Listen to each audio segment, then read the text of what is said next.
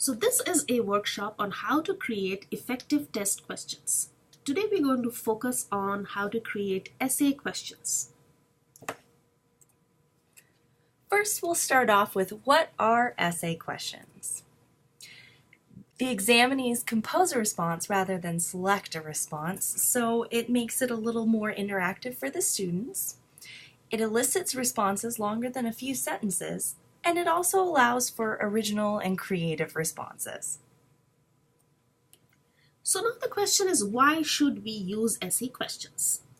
Essay questions are generally used to assess higher order or critical thinking skills, and it also empowers the student with knowledge which they can display in their answers. It gives the students a chance to be creative and original more than they could if they were answering, say, a multiple choice question. Also, it reduces the test preparation time because the students can have an overall experience of learning and then come and answer the essay question, which is a holistic response. Solutions which the students provide can be outside the box, and this can further lead to increased learning. Also, sometimes, provided we have a well-written essay question, we can provide students with an authentic experience. Some things that you should be cautious of when writing an essay question are to remember that grading is very subjective, so it might help you to have a rubric. Essays need to be developed, so they can take time to write, and they also take quite a bit of time to grade, so make sure that you're willing to give that time for your essay questions. They can also be advantageous to quick students. So a student who has English as a second language or doesn't know the concept well might not be able to answer the essay question and move on to further questions as quickly as other students. Also, we should try to establish some limits within which the students work. For example, word limits for the essay or the page limits, or also the time which the students use in writing or responding to an essay question. We might end up assessing a limited sample of the content when we use essay questions. For example, we might be able to use only 3 or 4 essay questions to assess the content which the students have learned. When we compare it to, say, we could have used 80 multiple choice questions or more than that to cover each and every aspect of the content if we had chosen to use multiple choice questions versus essay ones. What are some common misconceptions about essay questions? One misconception is that essay questions are easy to construct. Another is that the use of essay questions eliminates the problem of guessing.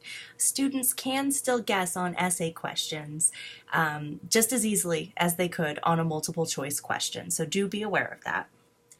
Another misconception is that essay questions benefit all kinds of students, which is not true because essay questions are typically more beneficial to students who have good written communication skills.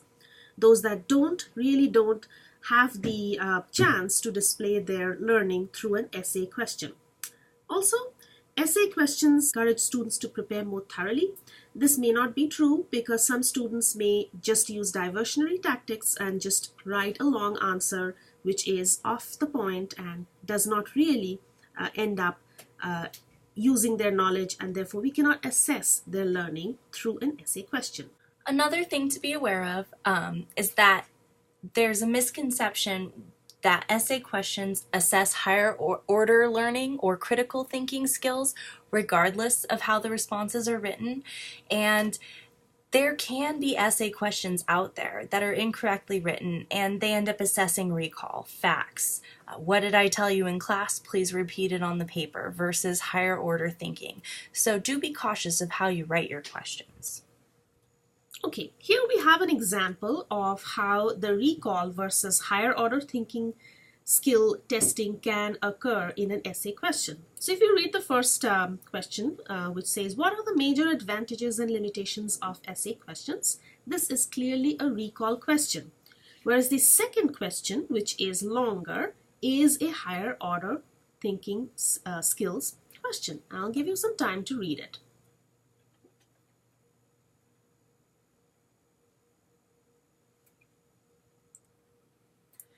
So how can you help prepare your students for the upcoming essay test? You'll want to make sure to help them practice before the exam. This will help improve their writing skills and also give them an opportunity to see what you expect from an essay question. You can do practice writing assignments by breaking up the essay into small parts to make a manageable assignment that is also really easy for the students to get a grasp on what you're trying to teach them. So do an assignment about opening paragraphs. How do you do an attention grabber? Show them how long it should be and what information should be included. Talk about organizational skills. Perhaps give them a couple of essay questions and ask them to create outlines. This could be a short assignment, but it still gets your students thinking on how they would like to organize their essay responses. And then also work on conclusions. I personally find this the hardest part of an essay question. How do you wrap up your essay without just repeating everything that you just said? Show your students what you expect from them. Another great assignment option is to brainstorm ideas. Give the class an essay question and then ask everybody to come up with 3 different ways to approach the essay. Give them a chance to start thinking about how they would respond to an essay before they actually get into a high-stress testing situation. Next, we have some aspects of the writing mechanics of writing a good essay question. Firstly, make a clear statement regarding the question. So state clearly what the question is so that the students are not confused. Monitor the question length. Do not make it too long or too short. And give enough time for students to answer the question. You'll also want to make sure that you have a clear learning objective in when you are writing your question. Is it measuring something that you taught the class and is important for the class to have learned? Use active verbs such as describe or compare or contrast. Avoid fact questions. Those end up being recall questions and they could be used or asked in a different format. And then also avoid ambiguous questions so that you don't get off-the-wall answers that you weren't prepared for. Also, provide your students with an evaluation criteria. So typically it would be a rubric which your students will use to know what exactly they have to answer to get the points assigned to the essay. Also, always anticipate that there would be possible pitfalls where your students will not understand your question or will give you a vague response, and be ready for those. If you give them a choice in answering the questions, make sure that each of the questions that you give them a choice from measure the same objective. Now we are going to touch on some of the essay grading tips. You'll want to develop a model answer with all of the points covered. Write the perfect essay question so that you know what you expect from your students. Use a rubric or a set criteria for grading all the students' essay questions, and you can even create the rubric off of your model answer, so you've got everything covered in 2 different perfect examples. And then when you are grading the essay questions, make sure to read through all of the responses without interruption so that you've addressed them all in the same mood, at the same time, when you have the same energy level, and they all get treated fairly. When you grade your students and provide them feedback, make sure that you provide some written comments. They can be positive as well as negative. Try to tone down the negative comments.